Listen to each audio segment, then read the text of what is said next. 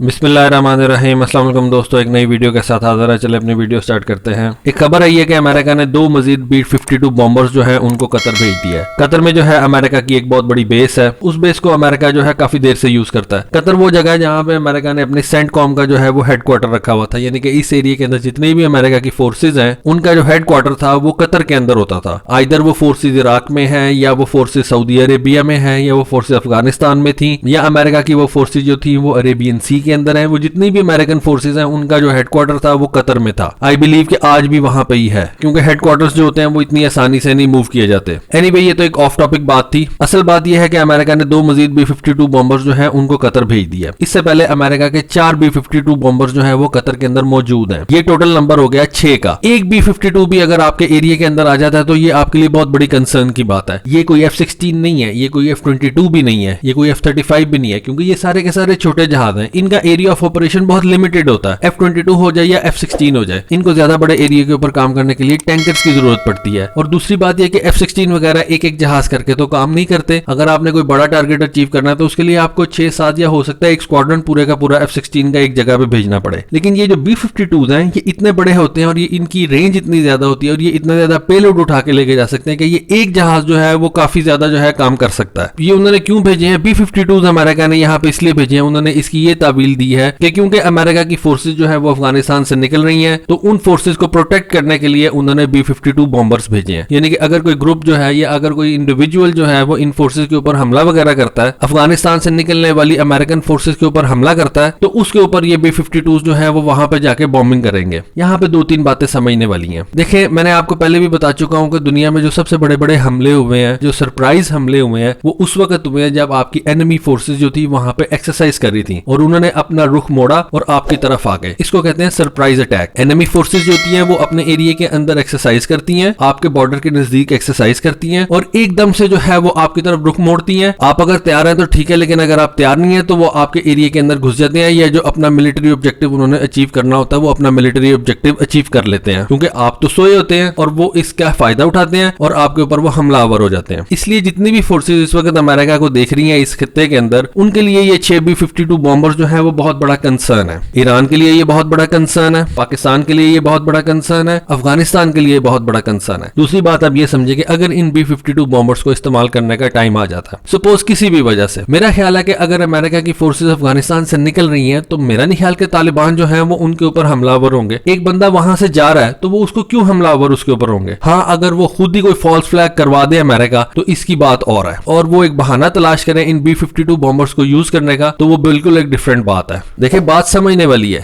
American forces जो है वो अफगानिस्तान से निकल रही हैं। तालिबान भी यही कहते थे कि अमेरिका की फोर्सेज जो है वो यहां से चली जाएं। तो अगर वो फोर्सेज खुद ही जा रही हैं तो तालिबान क्यों उनके ऊपर अटैक करेंगे? ऑल्दो अमेरिका ने मुआहदा तोड़ा। अमेरिका ने किस तरह से मुआहदा तोड़ा? अमेरिका ने मुआहदा किया था कि वो 1 मई को जो है यहां से निकल जाएगा, लेकिन वो यहां से नहीं निकला। उसने अपना इनखला जो है वो 1 मई के बाद शुरू किया। एक तरह से तो ये मुआहदा तोड़ने वाली बात है, लेकिन क्योंकि अब अमेरिका वहां से जा रहा है तो फिर मेरा नहीं ख्याल कि तालिबान उनके ऊपर कोई हमला करेंगे, क्योंकि तालिबान की जो शर्त थी वो तो पूरी हो रही है। तो फिर अमेरिकन फोर्सेज के ऊपर क्यों तालिबान हमला करेंगे, या ऐसी फोर्सेज हमला करेंगी जो ये चाहती है कि अमेरिका यहां से चला जाए? मुझे तो इस बात की समझ नहीं आती। तो फिर अमेरिका ने ये B-52 बॉम्बर्स क्यों यहां पे लाके खड़े कर दिए? पहली बात तो ये कि एक बहुत बड़ी कंसर्न वाली बात है। इन जहाजों के ऊपर जो है वो सबको नजर रखनी पड़ेगी, क्योंकि ये 6 जहाज जो है ये बहुत बड़ा हैवक क्रिएट कर सकते हैं, क्योंकि इनके ऊपर बॉम्ब बहुत ज्यादा लगाए जा सकते हैं, इनकी रेंज बहुत ज्यादा है और ये अमेरिका की ग्लोबल स्ट्राइक कमांड के अंडर आते हैं। और ये नॉर्मल किस्म के जहाज नहीं है, ये स्ट्रेटेजिक बॉम्बर्स हैं। अच्छा, दूसरी बात ये कि इन B-52 बॉम्बर्स के साथ साथ अमेरिका ने अपना USS आइजनहावर जो उनका एयरक्राफ्ट कैरियर है उसको भी एरिया के अंदर भेज दिया। 6 B-52 बॉम्बर्स और एक एयरक्राफ्ट कैरियर। आई बिलीव के पाकिस्तान को भी इसके ऊपर बहुत ज्यादा गहरी नजर रखनी पड़ेगी। दूसरी बात यह कि अब ये यहाँ पे आ तो गए हैं, अब अगर इनको अफगानिस्तान जाना पड़ जाए किसी भी मिशन के लिए तो ये कहां से गुजर के जाएंगे? मेरे ख्याल में अमेरिका जो है वो डबल गेम कर रहा है। मेरा नहीं ख्याल कि इस वक्त पाकिस्तान जो है वो अमेरिका को इजाजत देगा कि उसके B-52 जो है वो पाकिस्तान पे से गुजर के अफगानिस्तान जा सके। ईरान भी इजाजत नहीं देगा। तो फिर ये जहाज जाएंगे कहां से? अगर ये कतर में बैठे हुए हैं तो ये कहां से अफगानिस्तान जाएंगे? ये अमेरिका एक ब्लफ खेल रहा है और ये पाकिस्तान और अफगान तालिबान के जो रिलेशंस हैं उनको खराब करने की एक कोशिश है।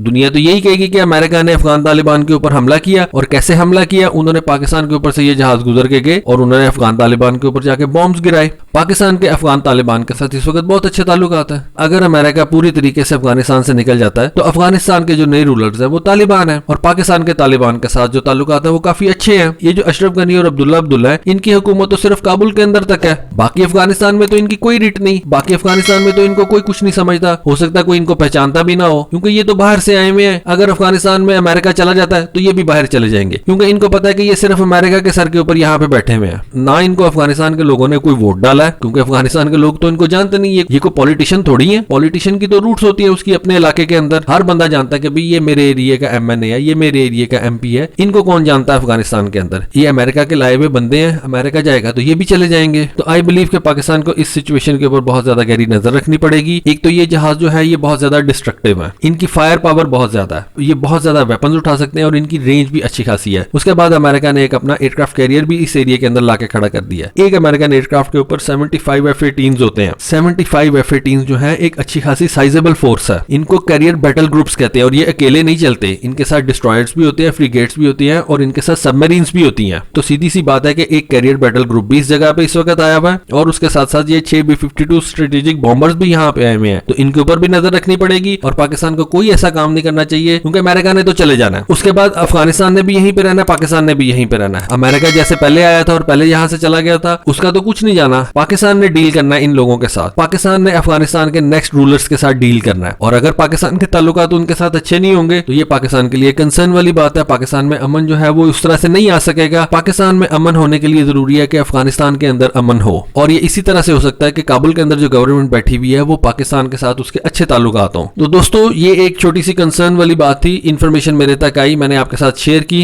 इसके बारे में आपकी क्या राय है प्लीज अपनी राय से जरूर आगाह कीजिएगा। आज के लिए बस इतना ही। Thank you, Allah Hafiz.